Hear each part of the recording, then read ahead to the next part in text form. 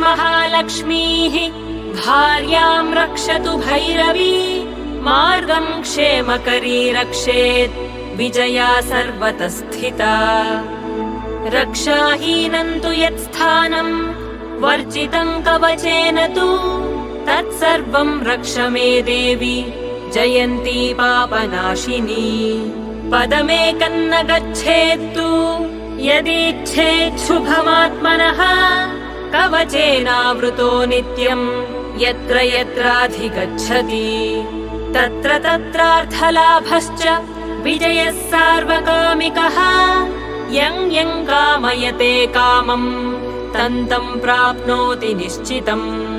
परमैश्वर्यमतुलम् प्राप्स्यते भूतले पुमान् निर्भयो जायते मर्त्यः सङ्ग्रामेष्वपराजितः त्रैलोक्ये